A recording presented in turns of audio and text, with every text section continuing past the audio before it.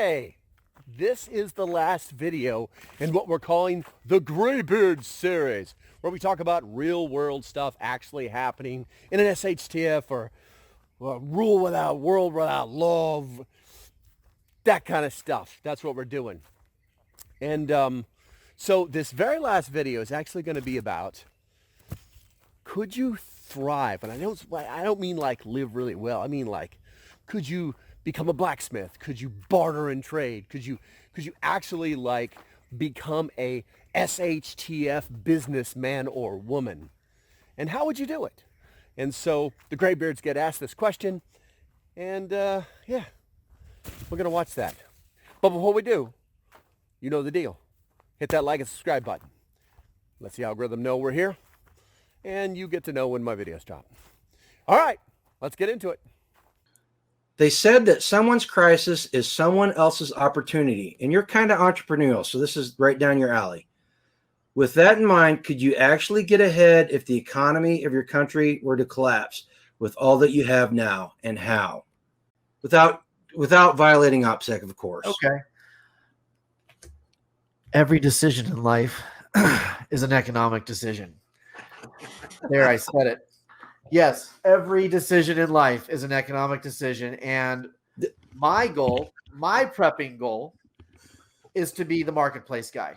I've been in the prepping space for 25 years. And the last 10 or 15 is when I started to realize I can only stock so much. But what I can do is start preparing to have a general store and learning how to trade and barter. Can I get wicked rich with what I have on hand right now? No. Can I live better than 80% of the serfs who are going to be standing in line for the soup? Absolutely. And can I do it in a way where I can remain relatively undetectable for at least a considerably good amount of time? Yes.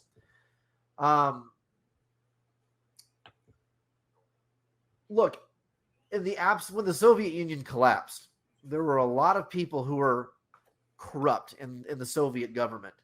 And for decades, they were planning on what to do with these massive stockpiles of ammunition and rockets and tanks and planes. And when the Soviet Union fell, the reason that international terrorism, other than it being pumped up by Western countries, became so prolific was because now all these weapons were flooding into the open market. So yes, if your government collapses, there's a million ways that you could probably become very financially stable. And again, black markets and gray markets are free markets. This is where morality comes in, and you have to decide what you're willing to peddle in, But sure, in time of crisis, it becomes very easy to become the economic guy. Okay, Tag. So you have started more businesses than any 5 people that I know. What's your take on this question? I think this actually goes back to the other question, where you were talking about, Eric's answer is to run or whatever it is. I think when you can emotionally separate from your life and you can emotionally separate from a decision, you'll make a better decision. And so when you're going through tribulation and you've got these things going on in your life, if you're smart enough to be able to emotionally separate and look for the opportunity, what you'll realize is they're everywhere. That's how I build every business I build. Is there some opportunity presents itself? Oh shit, look at that. But you got to be able to look for it and be able to see it. And you can't do that if you have anxiety, to the last question, and you're all wrapped up in whatever's going on. If you're smart and can take a step back, you can see it. And then there's absolutely ways to, be part of that great wealth transformation that they always talk about that happens in every catastrophe. Eric, do you see a way to take homesteading? Should the economy collapse, do you see a way to take homesteading that next step and being able to capitalize on the downturn? Yeah, sure. Tag recently did a video, and it was a community building video from 30,000 feet. And I thought it was pretty well done. And one of the things that he talked about in there that is a message that I think we can all learn from and keep in the back of our minds is to be a producer rather than a consumer, because we're both, right? We're always going to be a consumer because we can't produce everything, but economically you're going to benefit if eggs go to $12 a dozen or $30 a dozen and you've got eggs. So be a producer of something rather than just being someone who goes and gets all your stuff from Amazon or Kroger's or wherever you go. Yep. What about you, local prepper? You built a very interesting business. So What business did I build? Your online presence and everything.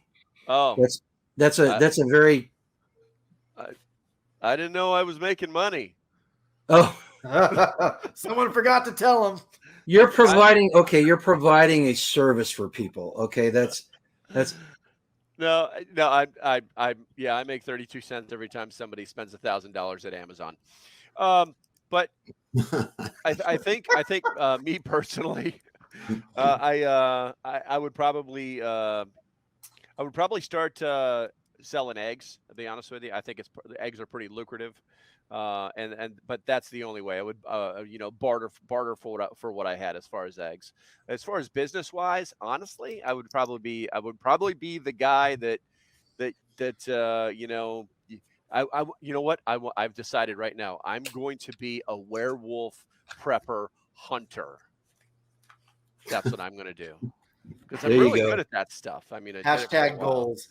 Yeah. Do you have we embrace what we're good at, right?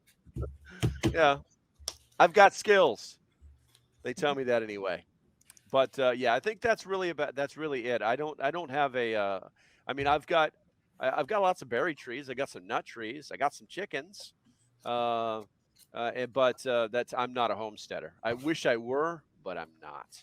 So, well, Spags, what should every prepper strive to be? I feel like there's an answer you're expecting me to say here. Like this is like a test. Yes. You're just having the conversation with local prepper about it. Homesteading is the ultimate goal. Oh, prepping leads to homesteading. Yes. Jeez, Merry Christmas. Well, you didn't start the question that way. I'm like, where is he going with this? This is what happens when you get a bunch of older guys on here. Their minds start wandering. They fall asleep like Tag, and everything just goes south. Hey, Grumpy, listen, Grumpy, I'm waiting for you to pull out your Sunday through Saturday pill box and start opening up flaps. It's in the bathroom. Okay, so I hope you got something out of this 7-part video series. And I look forward to doing more of this kind of stuff for you. Do me a favor, put some comments down there. Let us know that that you liked it or you didn't like it or hey, you suck or something, But leave a comment. We're very interested in hearing what you have to say. Also, in case you forgot, do me a favor, hit that one right there. And go ahead and make sure you hit that bell so that the old YouTubes will notify you when I make more videos. All right, guys, until the next time, stay safe, have a great day, and I'll see you when I see you. Not in this video series, but in stuff for the future. Have a great day. Bye-bye.